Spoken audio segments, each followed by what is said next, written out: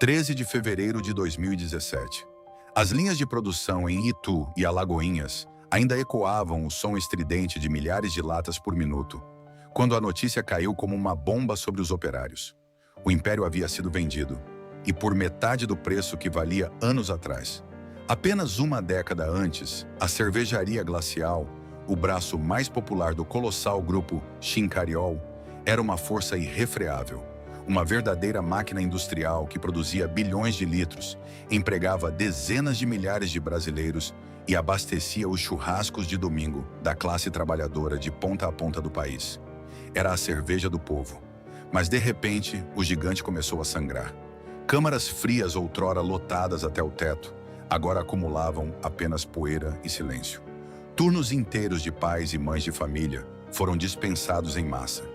De uma potência que um dia ousou ameaçar o monopólio da toda-poderosa Ambev, a operação foi entregue em um acordo amargo na calada da noite, engolida por uma dívida asfixiante e pelo desespero corporativo. Como um império industrial que compreendia tão perfeitamente a alma e o bolso da classe operária brasileira desmorona de dentro para fora, como uma operação comprada por japoneses por bilhões de dólares derreteu sob o sol tropical do Brasil, forçando uma rendição humilhante. Bem-vindos à história da queda da cervejaria Glacial e do Império Chincariol. Uma saga brutal sobre guerras familiares, choque letal de culturas corporativas e a ilusão do crescimento a qualquer custo, onde, no final das contas, foram os trabalhadores que pagaram o preço mais alto. Para entender a magnitude da queda e o silêncio que hoje domina antigas instalações industriais, é preciso primeiro compreender a fundação sobre a qual esse império foi construído. A história não começa com planilhas de executivos japoneses, reuniões de conselho em arranha-céus ou grandes fundos de investimento internacionais. A origem é muito mais orgânica e modesta. Tudo começou no interior do estado de São Paulo, na histórica e pacata cidade de Itu. Foi lá, no ano de 1939, que Primo Chincariol, um descendente de imigrantes italianos, começou a produzir artesanalmente um refrigerante sabor tubaína. Era uma operação familiar, forjada pelo suor, pela poeira das estradas de terra e por uma dedicação exaustiva ao trabalho. Durante décadas, a Chincariol operou como uma marca estritamente regional, forte em seu território de origem, mas sem as pretensões megalomaníacas de dominar o país continental. No entanto, a ambição da família não caberia para sempre nos limites estreitos do interior paulista. À medida que o século XX avançava para o seu final e a transição para os anos 2000 se aproximava, a cervejaria deixou de ser apenas uma engarrafadora de tubaína para se tornar uma potência emergente no agressivo mercado cervejeiro nacional. A estratégia desde cedo foi clara: apostar no volume e na penetração brutal em mercados e periferias que as grandes marcas tradicionais muitas vezes ignoravam ou taxavam com preços inacessíveis. O verdadeiro ponto de virada, a faísca que incendiaria as caldeiras da indústria e transformaria a Chincariol em um colosso irrefreável, ocorreu nos primeiros anos do novo milênio. O Brasil passava por uma transformação socioeconômica silenciosa, mas extremamente poderosa. A estabilização da moeda anos antes e o aumento gradual do poder de compra trouxeram milhões de brasileiros das classes C e D para o mercado de consumo ativo. E no Brasil, um país tropical marcado por verões implacáveis, a ascensão social não se mede apenas pela compra de eletrodomésticos, mas também pelo direito básico ao lazer. O churrasco de domingo na laje, o encontro no boteco da esquina após um dia exaustivo de trabalho na construção civil, o futebol de várzea, tudo isso exigia uma acompanhante onipresente: a cerveja gelada. O problema era que as grandes marcas que caminhavam para a consolidação e o controle de quase todo o mercado nacional através da gigantesca Ambev impunham preços que pesavam de forma desproporcional no bolso do trabalhador comum. A direção da Chincariol, então liderada pelos herdeiros da família, enxergou ali uma lacuna colossal. Eles não queriam apenas competir de forma amigável, eles queriam inundar as ruas. Foi com essa visão predatória, calculista e audaciosa que, em 2003, A empresa tomou uma decisão que alteraria para sempre a sua história industrial e o paladar da nação: o lançamento da cervejaria Glacial. A Glacial não era concebida para ser uma cerveja premium de degustação. Ela era uma arma tática, uma ferramenta de destruição de concorrência. Desenvolvida para ser extremamente barata, foi posicionada como a cerveja de combate definitivo da companhia. A estratégia era simples no papel, mas exigia uma logística brutal e implacável na prática. Sacrificar a margem de lucro por unidade em troca de um volume de vendas estratosférico. Para que a Glacial custasse os centavos a menos que definiriam a escolha do consumidor no balcão do bar, a fábrica precisava operar em um nível de eficiência e escala quase assustador. As caldeiras em Itu passaram a queimar sem descanso, alimentando um apetite industrial insaciável. Novas linhas de envase foram encomendadas e instaladas. Maquinários de ponta capazes de cuspir dezenas de milhares de latas e garrafas por hora. O chão de fábrica tornou-se um labirinto frenético de esteiras rolantes, empilhadeiras em movimento contínuo, e o cheiro inconfundível, pesado e doce de malte fervente e lúpulo inundando o ar de toda a cidade. Para quem caminhava pelo complexo de Itu durante aqueles anos de euforia, a visão era avassaladora. Silos de armazenagem com dezenas de metros de altura projetavam sombras imensas sobre o pátio pavimentado. O ruído das garrafas de vidro, chocando-se umas contra as outras nas esteiras, criava uma sinfonia metálica e ensurdecedora. O verdadeiro som do progresso industrial em sua forma mais crua. Homens e mulheres viam naquelas chaminés a garantia do sustento. A Glacial não era apenas uma bebida alcoólica. Era a engrenagem econômica que pagava a escola dos filhos, a prestação da casa própria e colocava o pão na mesa de milhares de operários. O volume ditava o ritmo da vida na cidade, e a cidade respirava no mesmo compasso acelerado das máquinas. A Glacial atingiu o seu público-alvo com precisão cirúrgica. Em pouco tempo, a marca de rótulo azul e branco, embalada por campanhas populares, tornou-se a escolha número 1 nos subúrbios das grandes metrópoles, nas cidades esquecidas do interior do Nordeste e nos rincões onde a concorrência demorava a chegar com preços justos. A máquina de vendas provou ser implacável. Caminhões carregados rasgavam as rodovias brasileiras dia e noite, formando verdadeiras artérias que bombeavam a bebida barata para os confins do país. A ascensão foi meteórica, embriagadora e cegante. Por um breve momento, o império familiar parecia inabalável, sustentado por rios de cerveja que fluíam ininterruptamente. No entanto, sob a superfície de maquinários reluzentes, balanços positivos e uma expansão frenética, a própria essência da estratégia começava a forjar as correntes que, mais tarde, afundariam o gigante. Produzir extremamente barato em volumes colossais exige uma gestão financeira impecável, onde cada centímetro de custo importa e o fluxo de caixa não tolera 1 milímetro de erro. A máquina estava rodando no limite absoluto da sua capacidade física e financeira. E a família fundadora, embriagada pelo próprio sucesso, logo descobriria da pior forma possível que construir um monstro industrial descomunal é muito mais fácil do que mantê-lo sob controle quando a tempestade se aproxima. Se o lançamento da Glacial foi a faísca inicial, a segunda metade da década de 2000 foi o incêndio de proporções continentais que consumiu o mercado brasileiro de bebidas. Para compreender a escala absurda que a operação alcançou, é preciso olhar além dos muros da fábrica matriz em Itu e observar o mapa do Brasil daquela época. O país vivia um momento de euforia econômica sem precedentes. Era a era do milagre do crédito, do aumento real do salário mínimo e da ascensão vertiginosa da chamada nova classe média. Milhões de brasileiros, historicamente à margem do consumo, de repente tinham dinheiro no bolso. E a cervejaria Glacial estava exatamente onde eles queriam gastar. Na prateleira do supermercado de bairro, no isopor da praia lotada, na mesa de plástico da lanchonete da esquina. Para atender a uma demanda que parecia infinita, a direção da Chincariol percebeu que centralizar a produção em São Paulo seria um erro logístico fatal.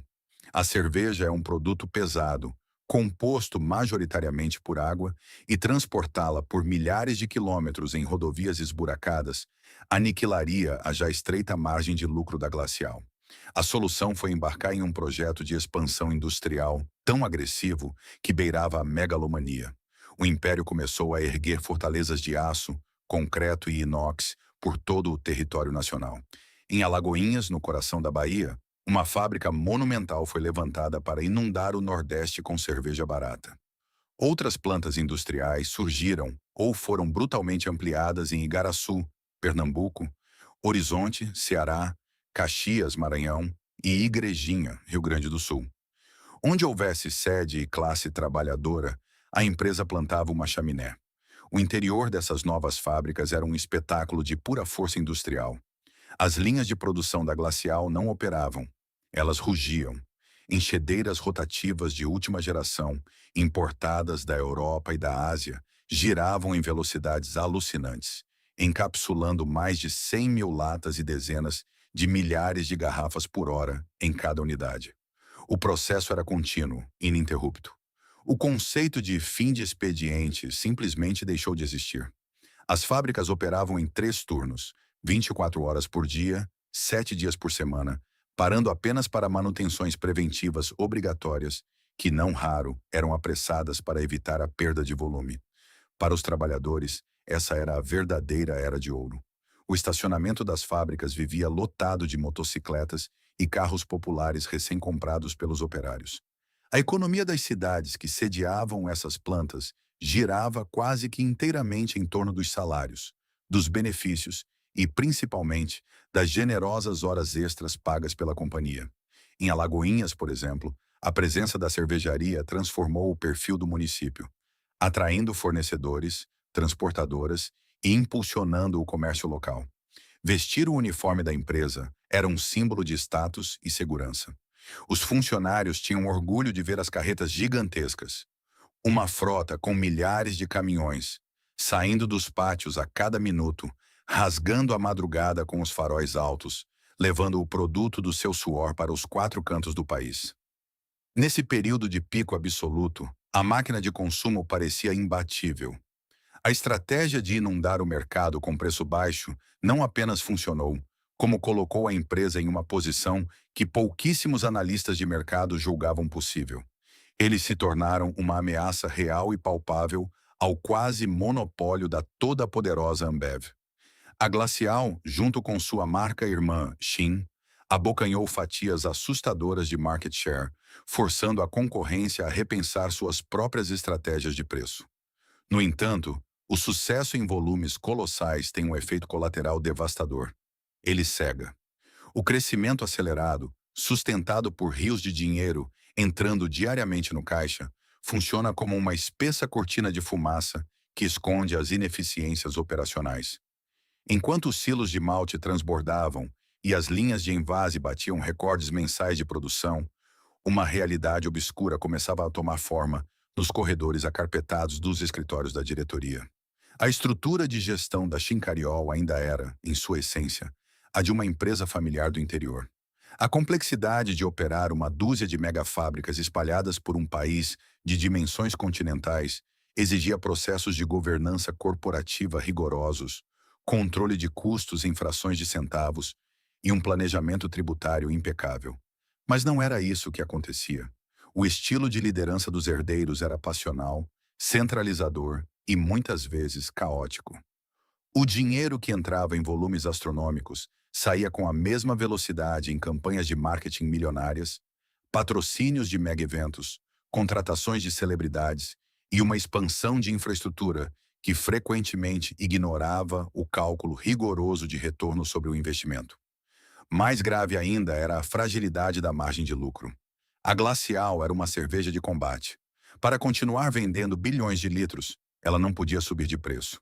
Isso significava que qualquer flutuação mínima no custo da energia elétrica, do alumínio para as latas, do malte importado ou das complexas e implacáveis taxas tributárias brasileiras, poderia transformar uma operação lucrativa em uma máquina de queimar dinheiro do dia para a noite. A Era de Ouro estava no seu ápice, brilhante e ensurdecedora. O império havia alcançado o topo da montanha industrial. Mas nas sombras desse gigantismo descontrolado e sem a fundação administrativa necessária para sustentá-lo, as sementes da destruição já haviam sido plantadas. O motor estava girando no vermelho. E o primeiro grande colapso não viria de um ataque da concorrência, mas sim de dentro da própria casa. A ilusão de invencibilidade é frequentemente o primeiro sintoma de um colapso iminente. No auge de 2005, a Chincariol parecia um castelo impenetrável. Suas fábricas jorravam bilhões de litros de cerveja, e a marca Glacial havia se consolidado como um verdadeiro fenômeno de massas, uma força avassaladora que invadia os lares da classe trabalhadora e impunha medo até mesmo aos gigantes do setor. Mas enquanto os fornos queimavam nas caldeiras e os operários celebravam os recordes de produção com horas extras garantidas, uma tempestade silenciosa e letal se formava nos bastidores. A fundação do império não estava ruindo devido a uma falha na receita ou a uma rejeição do consumidor, mas sim pelo peso de seus próprios atalhos corporativos. Na madrugada de 16 de agosto de 2005, a rotina frenética da sede em Itu foi abruptamente interrompida. Não pelo som habitual das carretas pesadas carregadas de malte e lúpulo, mas pelo ruído das sirenes e pelo brilho intermitente das luzes das viaturas da Polícia Federal Brasileira. A chamada Operação Cevada foi deflagrada, caindo como uma bigorna sobre o telhado de vidro da companhia. Foi uma das maiores e mais agressivas operações contra a sonegação fiscal da história recente do país. As acusações eram devastadoras. A empresa foi apontada como o epicentro de um esquema colossal de evasão de impostos, utilizando notas frias, subfaturamento e empresas de fachada para burlar o fisco em bilhões de reais. A notícia se espalhou pelo Brasil com a mesma velocidade com que a Glacial dominava os supermercados. De repente, o país inteiro compreendeu com choque parte do segredo por trás do preço tão agressivo daquela cerveja de combate. O baixo custo não era apenas fruto de eficiência logística ou maquinário de ponta. Era, segundo as investigações, subsidiado por uma brutal engenharia de sonegação tributária. Para o chão de fábrica, o impacto psicológico foi atordoante. Os operários que viam na Chincariol o porto seguro de suas vidas financeiras e o orgulho de suas cidades assistiram pela televisão aos altos executivos da companhia, membros da própria família fundadora, sendo algemados e levados sob custódia. O sentimento de invulnerabilidade foi estilhaçado em questão de horas. Nas linhas de produção de Itu, Alagoinhas e Igaraçu, o ritmo não parou. A cerveja não podia parar de fluir. Mas o ar tornou-se pesado. O medo do desemprego, do confisco de bens e do fechamento abrupto das instalações começou a assombrar as conversas sussurradas nos refeitórios e vestiários.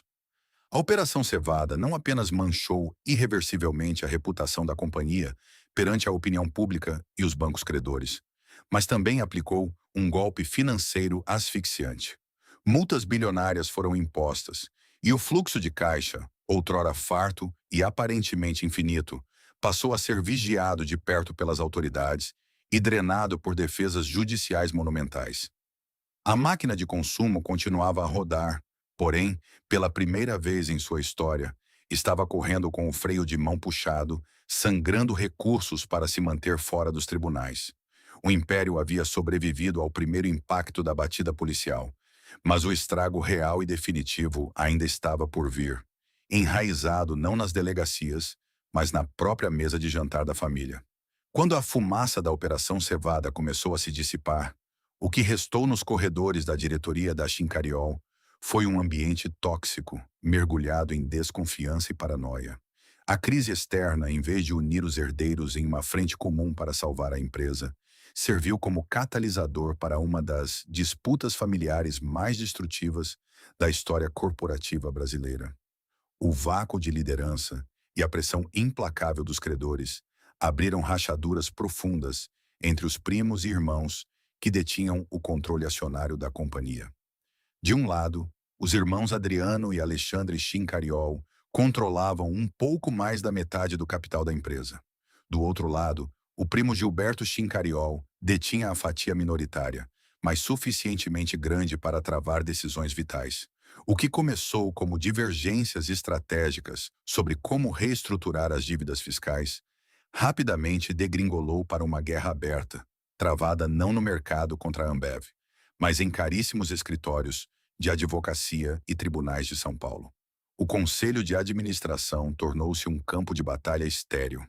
Decisões urgentes sobre investimentos em maquinário, renovação de frota e campanhas essenciais para sustentar o volume de vendas da marca Glacial eram paralisadas por liminares judiciais e vetos motivados por vinganças pessoais.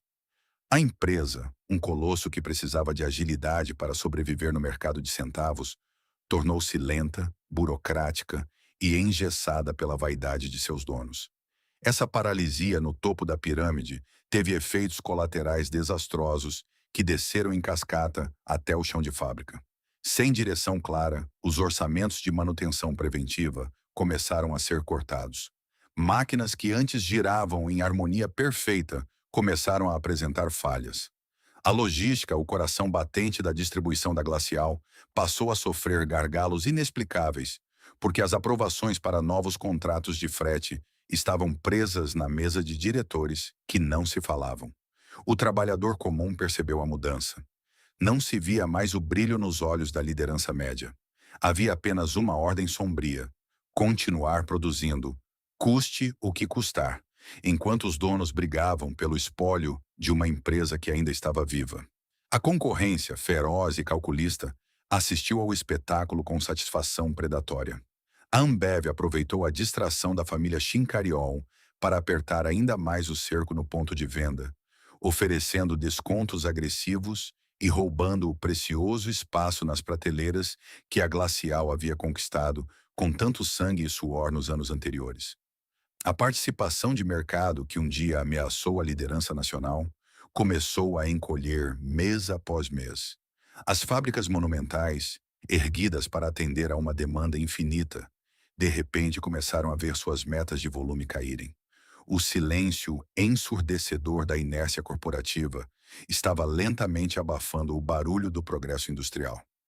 Exaustos pelas disputas judiciais intermináveis, com a imagem pública corroída e percebendo que a máquina de queimar dinheiro estava prestes a entrar em colapso total sob o peso da inflação e das dívidas, a ala majoritária da família tomou a decisão final. Uma decisão desesperada, tomada a portas fechadas, que selaria o destino de dezenas de milhares de trabalhadores. Se eles não conseguiam mais governar o próprio império que haviam construído, eles o venderiam. E do outro lado do mundo, no Japão, um gigante corporativo com os bolsos cheios de dólares e pouquíssimo conhecimento das ruas esburacadas e dos balcões de boteco do Brasil, estava pronto para morder a isca.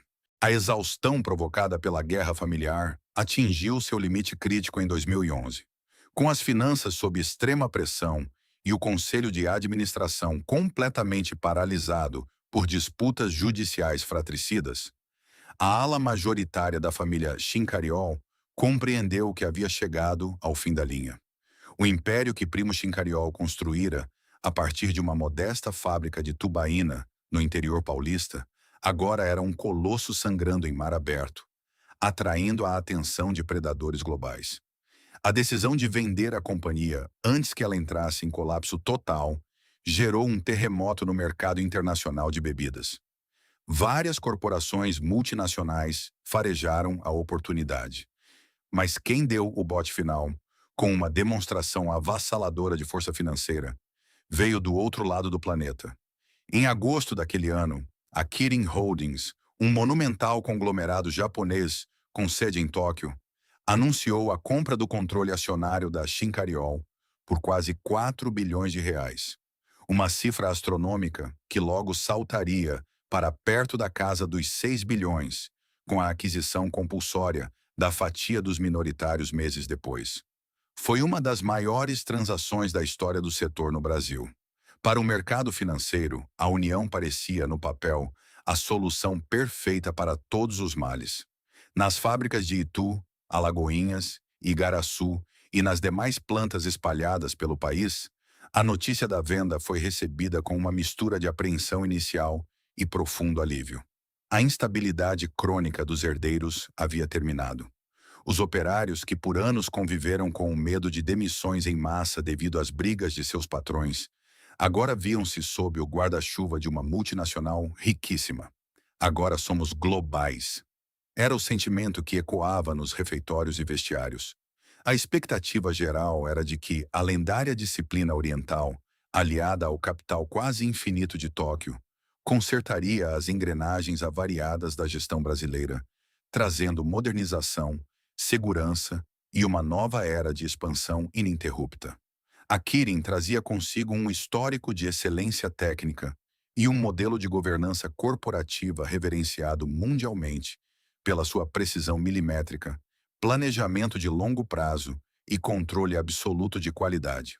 O plano dos executivos japoneses era ambicioso: limpar a imagem manchada pela Operação Cevada, reestruturar completamente a governança da empresa e utilizar a massiva infraestrutura logística da Shinkaryon para transformar o mercado brasileiro em uma de suas bases mais lucrativas fora do Japão. Contudo, a ilusão de que capital abundante e planilhas perfeitas resolvem qualquer problema começou a ruir logo nos primeiros contatos com a realidade crua e brutal do mercado nacional. A Kirin era uma empresa historicamente forjada em um mercado maduro, altamente exigente e, acima de tudo, premium. No Japão, o foco era a alta rentabilidade, produtos sofisticados e um consumidor disposto a pagar mais pela inovação e pela tradição da marca. Mas o Brasil profundo não era Tóquio, e mais importante do que isso, a cervejaria Glacial, o verdadeiro motor de volume do império que eles acabavam de comprar, estava a anos-luz de ser um produto premium. A Glacial era a essência da cerveja de combate. Era o produto vendido no boteco de lona, consumido aos milhões de litros sob o sol de 40 graus do Nordeste, escolhido a dedo pelo trabalhador de classe C e D, que tomava sua decisão de compra baseada em uma diferença de 5 ou 10 centavos. E foi exatamente na incapacidade de decifrar o código genético desse consumidor e na arrogância corporativa de tentar impor uma lógica estrangeira a um mercado movido a suor e centavos, que o maior erro estratégico da história da empresa começou a ser desenhado. O abismo cultural entre a diretoria enviada de Tóquio e a realidade do chão de fábrica e das ruas brasileiras revelou-se colossal. Logo nos primeiros meses, a nova gestão tomou decisões que fariam total sentido em um livro acadêmico de administração, mas que foram catastróficas na selva do varejo brasileiro. O primeiro grande baque simbólico foi a erradicação do nome histórico. A empresa foi rebatizada como Brasil Kirin, uma tentativa de apagar o passado polêmico da família fundadora e sinalizar uma nova era. Porém, ao fazer isso, os japoneses também começaram a apagar o senso de pertencimento e a identidade emocional que unia os distribuidores, os operários e a própria marca. Quando os executivos orientais debruçaram-se sobre as planilhas financeiras da Glacial, eles ficaram horrorizados. A margem de lucro por unidade era microscopicamente fina, sustentada exclusivamente pelo volume brutal de vendas. Sob a ótica de uma empresa focada em rentabilidade premium, aquilo era uma ineficiência que precisava ser corrigida imediatamente. A Brasil Kirin iniciou, então, um processo de engessamento corporativo. Tentaram aumentar a eficiência, cortando agressivamente custos operacionais na distribuição, revisando contratos de frete e impondo metas de conformidade que paralisaram a agilidade da empresa. O mercado de cerveja popular no Brasil é construído sobre relacionamentos orgânicos e agressividade na ponta. O sucesso da Shinkaryon baseava-se em laços quase umbilicais com grandes distribuidores regionais. Parcerias construídas em apertos de mão, favores mútuos e uma flexibilidade de preços de guerrilha que permitia inundar rapidamente uma região inteira com Glacial para asfixiar a concorrência. A nova burocracia nipônica, inflexível e avessa ao risco, substituiu essa dinâmica por contratos frios, aprovações lentas e metas inatingíveis.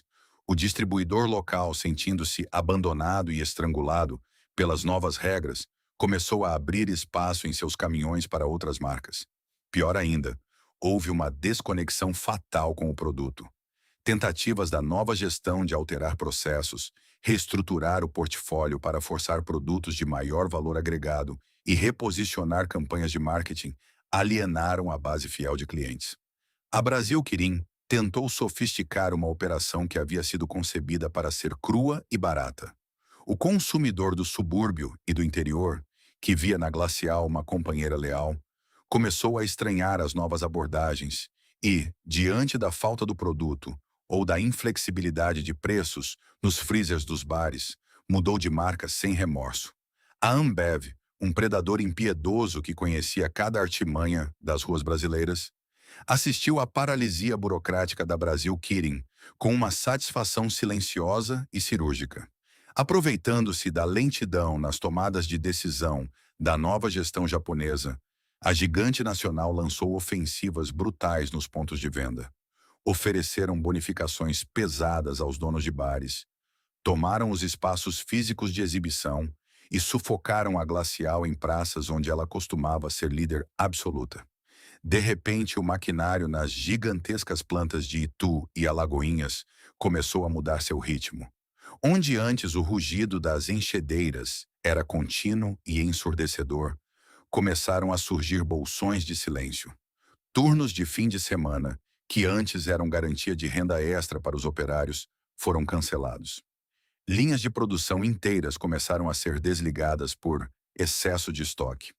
Os bilhões de dólares injetados pela Quirim não estavam gerando o renascimento esperado. Estavam sendo incinerados em uma fogueira de choques culturais, burocracia excessiva e perda acelerada de mercado. A ilusão oriental de que o dinheiro ditaria as regras no Brasil havia se quebrado, abrindo caminho para uma espiral de declínio da qual a empresa jamais se recuperaria. A tempestade perfeita raramente se anuncia com trovões espetaculares. Ela se forma de maneira silenciosa, quase invisível, no horizonte da economia macroeconômica. Enquanto a diretoria da Brasil Quirim lutava internamente contra seus próprios demônios culturais e burocráticos, o cenário externo, o solo fértil onde a cervejaria Glacial havia florescido e prosperado de maneira tão agressiva, começou a ruir debaixo de seus pés. O ano era 2014 e o Brasil, que havia passado a década anterior surfando em uma onda histórica de crédito abundante, pleno emprego e ascensão social acelerada, subitamente colidiu em alta velocidade com uma parede de concreto. A euforia do consumo da chamada nova classe média chegou a um fim abrupto, dando lugar à mais severa e persistente recessão econômica da história moderna do país. Para compreender o impacto brutal e devastador dessa crise no chão de fábrica em Itu, Alagoinhas e Igaraçu, é preciso primeiro entender a matemática cruel que rege a produção industrial em larga escala. A cerveja, especialmente a de combate como a Glacial, é um produto paradoxal. Ela é vendida por centavos na moeda local, mas a sua estrutura de custos vitais é impiedosamente atrelada ao dólar americano. O lúpulo é quase inteiramente importado. O malte de qualidade que garante o sabor aceitável precisa vir de fora. O alumínio que molda as latas reluzentes e o próprio óleo diesel que abastece as gigantescas frotas de caminhões pelas artérias rodoviárias do país obedecem, em grande parte, às flutuações implacáveis do mercado internacional. Quando a economia brasileira entrou em parafuso e a moeda nacional despencou vertiginosamente frente ao dólar, o custo de produção dentro das fábricas explodiu da noite para o dia. Simultaneamente, a inflação galopante começou a agir como um ácido, corroendo de forma agressiva o poder de compra da classe trabalhadora. O consumidor leal da Glacial, o operário da construção civil, o metalúrgico, o assalariado que contava moedas para garantir o momento de lazer no final de semana, viu seu orçamento doméstico ser esmagado pelo aumento drástico do preço do gás de cozinha, da conta de luz e da cesta básica. Aqui residia o pesadelo absoluto e sem saída da corporação. Em uma economia saudável, quando os custos de produção na fábrica sobem, a empresa simplesmente repassa esse aumento ao longo da cadeia, elevando o preço final da mercadoria na prateleira. Mas a Glacial nunca foi uma cerveja comum. Ela era uma ferramenta de sobrevivência mercadológica baseada exclusivamente no preço mínimo. O seu único, absoluto e intransferível apelo no balcão do bar era ser a opção mais barata disponível. Se a marca aumentasse o valor final em meros 20 ou 30 centavos, para compensar a alta da matéria-prima importada, ela cruzaria uma linha psicológica invisível e letal na mente do consumidor empobrecido. Ela deixaria de ser a cerveja do povo e passaria a competir diretamente com marcas de percepção de qualidade ligeiramente superior, perdendo instantaneamente a sua única vantagem competitiva. A empresa estava encurralada, não podia repassar o custo das matérias-primas e, ao mesmo tempo, não podia parar de produzir para não perder sua gigantesca participação de mercado. Presos nessa armadilha matemática e comercial, a diretoria e os gerentes de fábrica viram-se diante de uma realidade aterrorizante. A margem de lucro, que já era estreita como o fio de uma navalha, não apenas desapareceu, mas tornou-se negativa. De repente, no coração do maquinário industrial, a empresa estava na prática pagando para trabalhar. A dissonância cognitiva nos imensos polos industriais da Brasil Quirim era algo quase surreal de se presenciar. Para um observador externo que olhasse as caldeiras fumegantes e o tráfego contínuo de empilhadeiras, a fábrica parecia a mesma potência invencível da década anterior. As enxadeiras continuavam a girar em velocidade máxima, cuspindo milhões de latas e garrafas sob luzes fluorescentes impessoais. No entanto, os contadores sentados nos escritórios de vidro sabiam a verdade nua e crua. Cada engradado que saía da esteira de invase, cada caminhão que acelerava pelos portões em direção aos subúrbios do país, representava uma fração de prejuízo. Produzir em níveis estrondosos converteu-se em sinônimo de sangramento financeiro. A escala monumental, antes o grande triunfo estratégico da empresa, transformou-se em sua maior e mais pesada maldição.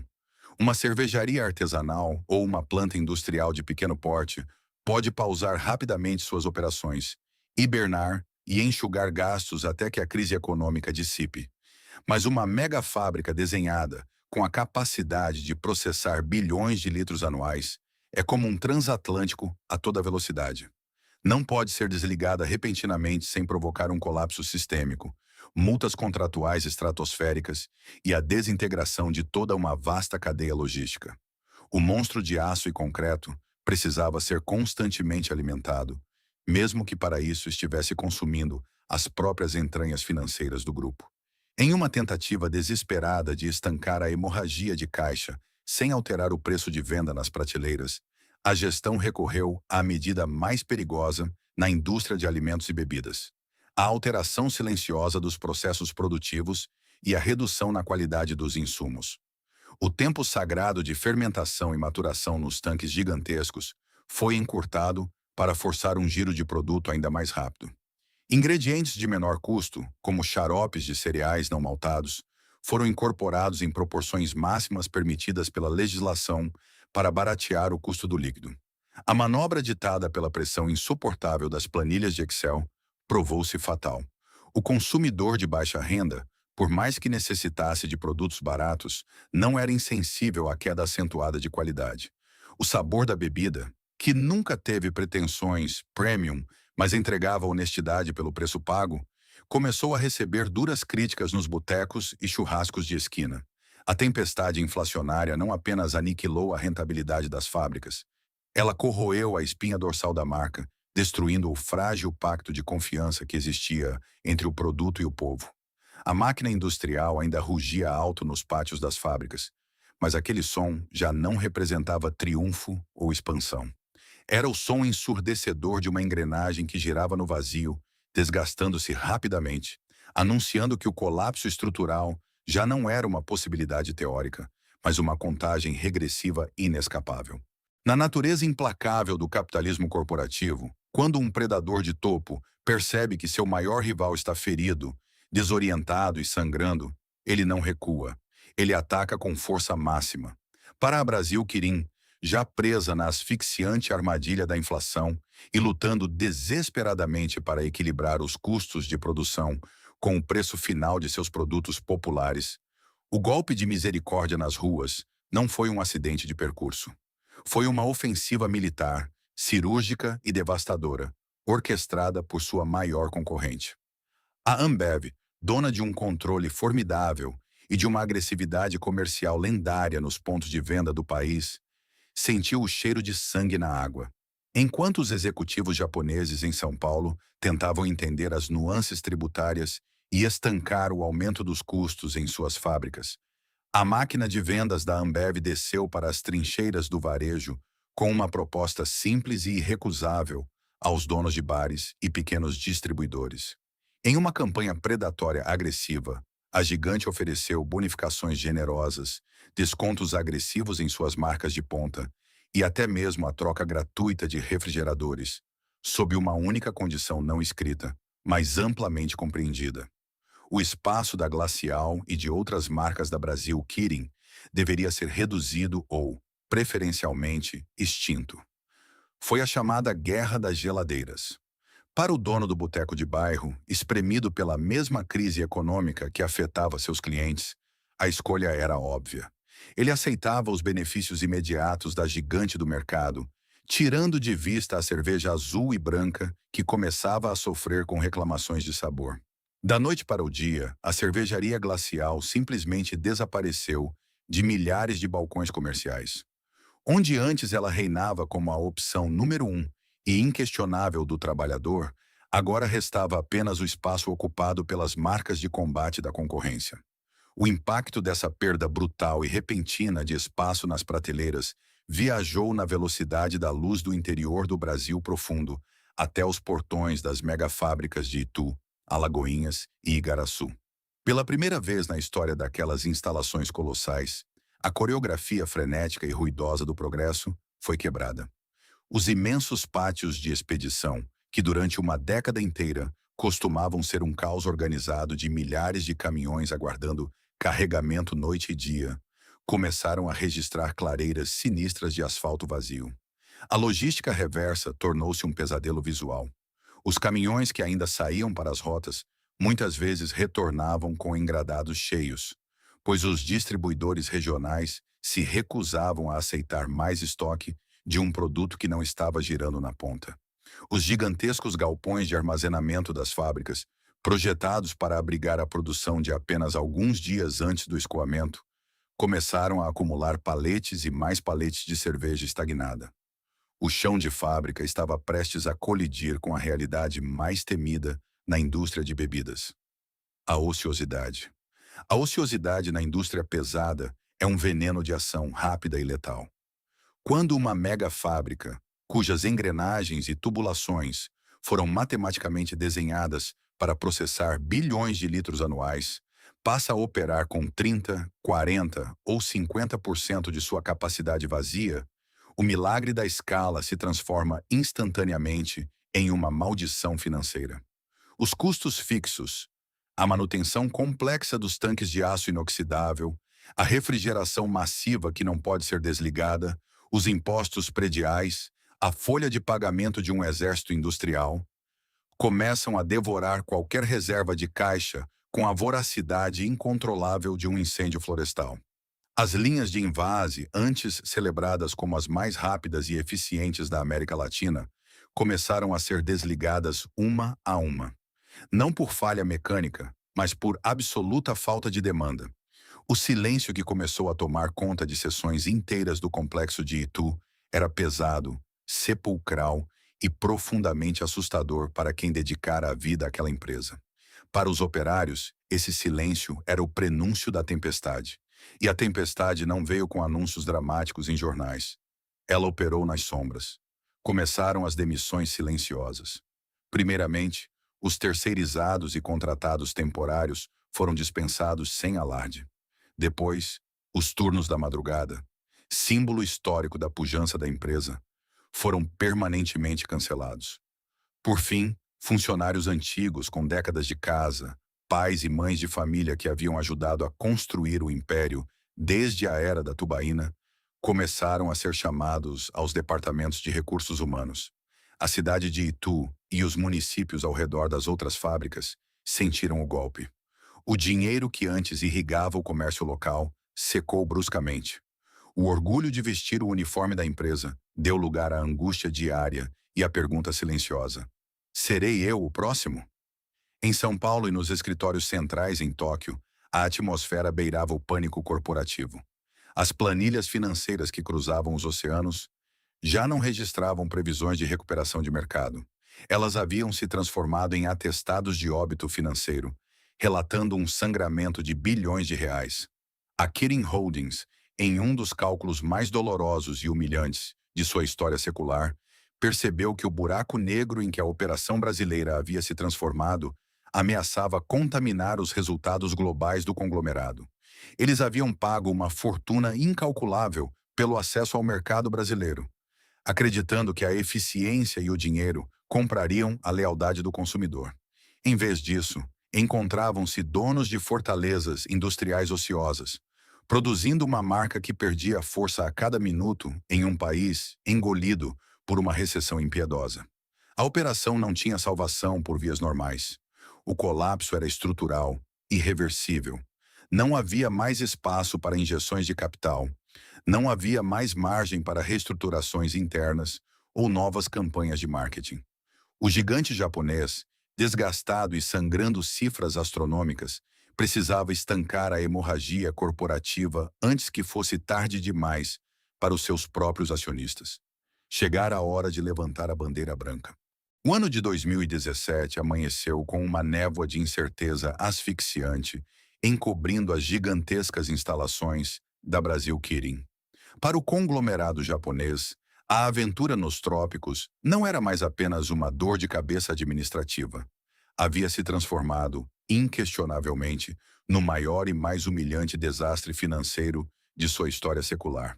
A operação brasileira, que apenas 6 anos antes prometia ser o trampolim dourado para a dominância global do grupo, agora não passava de uma âncora colossal arrastando os balanços financeiros de Tóquio para o abismo. As megafábricas, projetadas para operar em velocidade de dobra, agora rastejavam com uma ociosidade aterrorizante. As marcas populares perdiam espaço nas prateleiras, hora após hora, em meio à guerra de preços liderada pela Ambev. E a economia do Brasil continuava atolada em um pântano recessivo que parecia não ter fim. Não havia mais otimismo, nem projeções de longo prazo. Apenas a urgência de estancar o sangramento a qualquer custo. No Japão, a cultura corporativa é historicamente alicerçada na paciência, na resiliência e na correção gradual de rumos. Assumir um erro multibilionário e abandonar um mercado do tamanho do Brasil era considerado um tabu, uma cicatriz permanente no orgulho institucional. No entanto, a racionalidade fria das planilhas de prejuízo atingiu um volume ensurdecedor que não podia mais ser ignorado. Em reuniões tensas e a portas fechadas, do outro lado do mundo, o Conselho de Administração da Kirin tomou a decisão mais amarga possível: a rendição total e incondicional. Era preciso amputar o braço brasileiro imediatamente, antes que a gangrena financeira infectasse o núcleo saudável da multinacional. O Império Schincariol seria vendido. A compradora não surgiu do nada. Ela aguardava pacientemente nos bastidores, observando com frieza calculista, enquanto o gigante cambaleava e sangrava até cair. A holandesa Heineken, que até então operava no Brasil focada quase exclusivamente no segmento premium e com uma participação de mercado modesta, viu ali a oportunidade do século. No dia 13 de fevereiro de 2017, o mercado financeiro e a indústria de bebidas foram sacudidos por um anúncio oficial que parecia desafiar a lógica matemática. A Heineken concordou em adquirir 100% das operações da Brasil Kirin por aproximadamente 2,2 bilhões de reais. Para o público leigo, a cifra soava imponente. Para os analistas, era a prova material de uma carnificina corporativa. Apenas 6 anos antes, a Kirin havia desembolsado quase o triplo desse valor para arrematar a empresa da família fundadora. Em um piscar de olhos históricos, bilhões e bilhões de reais evaporaram no ar denso do choque cultural, da incompetência estratégica e da tempestade macroeconômica. A notícia da venda não demorou a percorrer os milhares de quilômetros de rodovias para atingir as catracas das fábricas em Itu, Alagoinhas, Igaraçu e Igrejinha. Quando o comunicado oficial foi lido nos megafones dos pátios industriais, não houve choro em voz alta ou protestos inflamados. Houve apenas um silêncio denso, gélido e paralisante. A confirmação da venda era o encerramento de um velório que vinha sendo velado de olhos abertos há meses. Mas para os milhares de operários braçais, os operadores de empilhadeira, os mestres cervejeiros e os técnicos de manutenção, o pesadelo estava apenas começando a ganhar seus contornos mais assustadores. O pavor imediato no chão de fábrica não derivava apenas do fato de que haviam sido vendidos mais uma vez, mas da identidade de quem os havia comprado. A Heineken era globalmente reverenciada como o pináculo da cerveja premium. Seu portfólio era baseado em alto valor agregado, margens de lucro generosas, marketing sofisticado e um público-alvo disposto a pagar mais por qualidade. Essa filosofia corporativa era a antítese absoluta, o reverso diametral do modelo de negócios que mantinha as imensas caldeiras da Glacial acesas. A Glacial era a cerveja de combate, a bebida de margem microscópica que dependia de volumes astronômicos para fazer sentido econômico. O trabalhador da linha de produção, que conhecia o ritmo das máquinas melhor do que os próprios engenheiros, fez a conta instantaneamente. Ele sabia perfeitamente que uma cervejaria de elite holandesa não tinha o menor interesse em sustentar rios de cerveja barata sendo vendidos a preço de custo nos subúrbios e confins do país. A Heineken estava comprando a Brasil Kirin única e exclusivamente por sua formidável infraestrutura física, os enormes parques fabris e a complexa rede de distribuição que cobria o norte e o nordeste. As marcas populares, como a Glacial, eram meros danos colaterais negociáveis. A sentença de morte da estratégia de volume havia sido assinada. As semanas que se seguiram à assinatura do contrato foram marcadas por uma transição sombria. Os imensos refeitórios das fábricas, que anos antes transbordavam de energia, debates acalorados sobre futebol e planos de vida, bancados por horas extras, agora abrigavam olhares baixos e conversas sussurradas sobre indenizações trabalhistas e sindicatos. Homens e mulheres olhavam para os silos gigantescos, cientes de que muitos deles logo seriam esvaziados, sucateados ou radicalmente convertidos. A transferência de poder nos escritórios foi burocrática e invisível para o consumidor, mas no pátio fabril ela foi brutalmente física. Executivos japoneses arrumaram suas mesas em silêncio e embarcaram em voos de volta a Tóquio, carregando a sombra de um fracasso colossal. Enquanto isso, equipes vestindo os novos coletes verdes da Heineken começavam a percorrer o labirinto de tubulações com pranchetas nas mãos. Eles não estavam ali para aprender como manter o império da cerveja barata vivo. Eles estavam ali para auditar o que seria salvo e o que seria sumariamente descartado. A hora H havia passado. O império construído sobre a promessa de cerveja infinita para a classe trabalhadora não existia mais. O que restava era um complexo monumental de aço e concreto submetido a novos mestres, abrindo caminho para a dolorosa e implacável era da reestruturação. A poeira da transação multibilionária mal havia baixado nos escritórios da Bolsa de Valores quando os novos donos assumiram o controle físico das operações. A chegada da Heineken às monumentais instalações industriais de Itu, Alagoinhas, Igaraçu e das demais praças não foi celebrada com festas, faixas de boas-vindas ou discursos nostálgicos no chão de fábrica. Ao contrário da transição anterior, quando a Kirin chegou com promessas de respeito à cultura local, a transição holandesa foi marcada pela frieza clínica e cirúrgica de uma reestruturação corporativa implacável. Para a gigante europeia, aquelas dezenas de fábricas espalhadas pelo Brasil profundo não eram um legado romântico a ser preservado. Eram estritamente um imenso e estratégico hardware industrial que precisava ser urgentemente formatado, purgado e reprogramado. A diretriz enviada de Amsterdã para as gerências recém-empossadas no Brasil era cristalina: quase brutal em sua objetividade. A Heineken não havia desembolsado mais de 2 bilhões de reais para se tornar a rainha da cerveja barata no país. O portfólio popular, historicamente liderado pela Cervejaria Glacial e pela Shin, as marcas que foram o coração pulsante, a razão de ser e o combustível daquelas mega instalações durante mais de uma década, foi sumariamente rebaixado na hierarquia produtiva.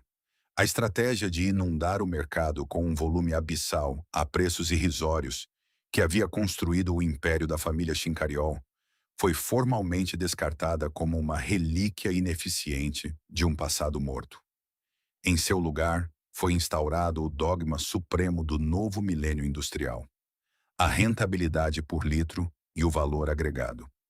A Glacial, outrora a menina dos olhos da linha de produção, a cerveja que exigia que as enchedeiras rugissem 24 horas por dia, foi relegada a um papel marginal. Ela foi mantida viva nos tanques apenas em regiões muito específicas do Norte e Nordeste, onde sua exclusão repentina e total causaria um vácuo logístico imediato. O oxigênio financeiro, os orçamentos de marketing e a prioridade absoluta nas linhas de envase passaram a ser destinados à produção de marcas mainstream e premium, com foco massivo na Amstel e na própria Heineken. Para que essa profunda metamorfose comercial saísse das planilhas e ganhasse vida, a própria anatomia física das fábricas precisou ser eviscerada e reconstruída. O trabalhador que cruzava os portões do complexo de Itu ou de Alagoinhas entre 2017 e 2018 deparava-se não mais com o caos produtivo de outrora, mas com um gigantesco canteiro de obras e readequações sanitárias. O maquinário antigo, que por anos seguidos girou ininterruptamente sob os padrões muitas vezes relaxados da velha gestão de custo mínimo, começou a ser desligado, desmontado ou submetido a rigorosos upgrades. As imensas caldeiras e os colossais tanques de fermentação de aço inoxidável precisaram ser minuciosamente adaptados, higienizados e recalibrados para atender às exigentes especificações internacionais de pureza, cor e, principalmente, tempo de maturação exigidas pelos engenheiros holandeses. Essa foi a maior e mais profunda mudança no chão de fábrica: a relação com o tempo. Para fazer a cerveja glacial ser rentável a centavos, a virtude suprema da fábrica era a velocidade frenética. O líquido precisava ser produzido e despachado no menor intervalo possível. Mas fazer cerveja premium exige o sacrifício da pressa. Exige precisão milimétrica, controle de temperatura laboratorial e paciência para respeitar o tempo da química. O ritmo alucinante das antigas esteiras rolantes, que formava a trilha sonora ensurdecedora do auge do Império, foi substituído por uma marcha industrial mais lenta, contida, porém infinitamente mais lucrativa. O expurgo, contudo, cobrou o seu preço humano. Essa reestruturação radical não foi indolor para a força de trabalho que restou. A mudança abrupta nas exigências técnicas e operacionais expurgou não apenas equipamentos defasados, mas também a velha cultura operária. Os trabalhadores que sobreviveram às ondas de demissões da era Quirin tiveram que reaprender o próprio ofício quase do zero. O orgulho do chão de fábrica, que antes se media pela quantidade assombrosa de paletes de glacial despachados em uma única madrugada e pelo suor na camisa, agora era friamente avaliado por relatórios computadorizados, métricas de conformidade global e checklists inflexíveis de qualidade. Muitos veteranos, profissionais que conheciam cada engrenagem daquelas máquinas apenas pelo som, mas que carregavam os vícios da antiga produção em massa, não se adaptaram à nova e estrita cartilha europeia e engrossaram silenciosamente as estatísticas de rotatividade. Ao final do processo de reestruturação, o cenário visual dos grandes polos industriais havia mudado para sempre. Os uniformes ganharam novas cores, os pátios tornaram-se mais organizados, limpos e cirúrgicos. As enormes chaminés de Itu e Alagoinhas continuavam a fumegar, delineando o horizonte, provando que a fábrica em si havia sobrevivido à aniquilação total. Porém, a alma rústica, audaciosa e popular da velha cervejaria nacional havia sido completamente drenada. As máquinas agora obedeciam a um novo mestre, muito mais frio e calculista. O expurgo físico e cultural estava completo, deixando para trás apenas as carcaças de metal, como testemunhas mudas da era da cerveja do povo. O tempo é, indiscutivelmente, o juiz mais implacável da história industrial. Hoje, ao caminharmos pelas imediações das colossais fábricas em Itu, Alagoinhas ou Igaraçu, a silhueta das chaminés e os imensos tanques de fermentação ainda dominam o horizonte. Fisicamente, a estrutura de aço e concreto sobreviveu à tempestade. No entanto, o espírito que ergueu aquelas paredes monumentais, a pulsação frenética e orgulhosa de um império nacional construído puramente para matar a sede da classe trabalhadora, desapareceu como fumaça ao vento. O que resta hoje não é apenas um complexo industrial reestruturado por capital europeu de alto rendimento, mas um vasto e silencioso cemitério de ilusões corporativas. Para entender o verdadeiro e devastador peso da queda da cervejaria glacial e do colossal grupo Chincariol, é preciso olhar muito além das frias planilhas de prejuízo multibilionário que assombraram os escritórios corporativos em Tóquio ou Amsterdã. O verdadeiro legado dessa derrocada histórica está cravado na carne, no cotidiano e na memória das cidades que orbitavam esses polos industriais. Em municípios do interior do Brasil, a fábrica não era apenas um registro comercial, era a força gravitacional ao redor da qual toda a economia e a dinâmica social giravam. Durante sua era de ouro, a empresa financiava os clubes de futebol locais, patrocinava as grandiosas festas de padroeiro, ditava o ritmo frenético do comércio varejista e, acima de tudo, fornecia uma identidade coletiva palpável. Vestir um uniforme da cervejaria era um passaporte instantâneo de respeito e estabilidade. Quando a máquina de alto volume entrou em colapso e as rodadas implacáveis de demissões em massa esvaziaram os pátios de expedição, uma parte vital da alma dessas cidades foi amputada. Famílias inteiras, cujas gerações haviam se sucedido orgulhosamente, operando enxadeiras velozes e pilotando empilhadeiras pesadas, viram-se repentinamente à deriva em um mar sombrio de desemprego e incerteza econômica. O vazio deixado pela drástica redução da produção popular provou que o modelo de hiperdependência de uma única vocação industrial é uma verdadeira roleta russa socioeconômica. As cidades aprenderam, da maneira mais cruel e inesquecível possível, que a lealdade de uma megacorporação para com a comunidade que a sustenta dura exatamente até o momento em que a margem de lucro desaparece no horizonte.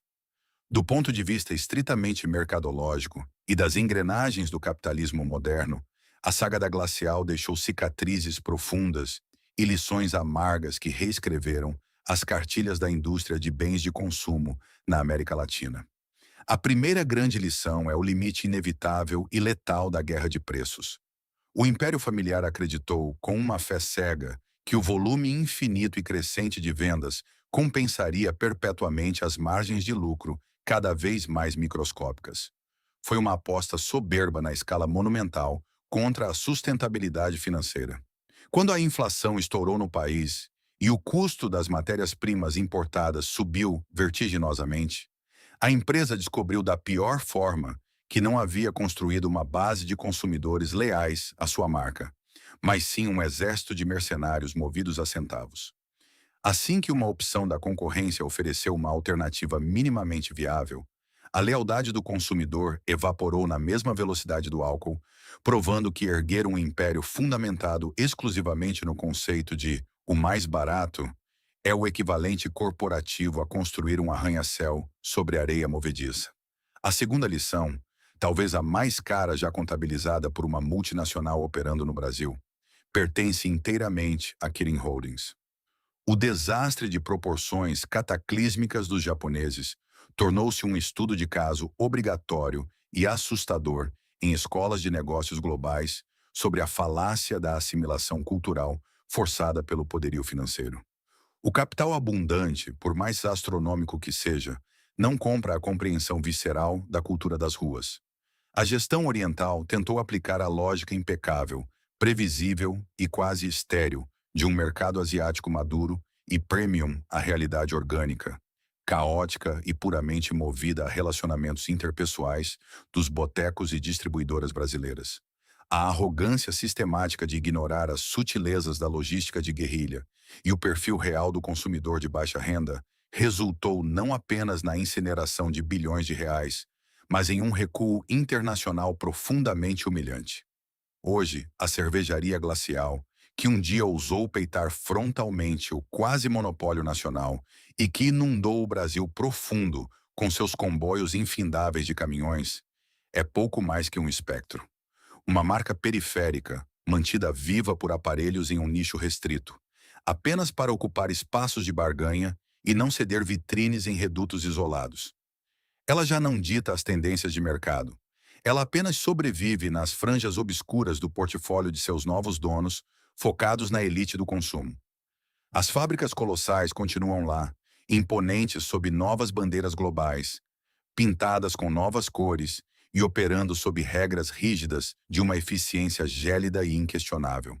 Produzem líquidos substancialmente mais caros, com quadros de funcionários reduzidos e margens de rentabilidade agressivas.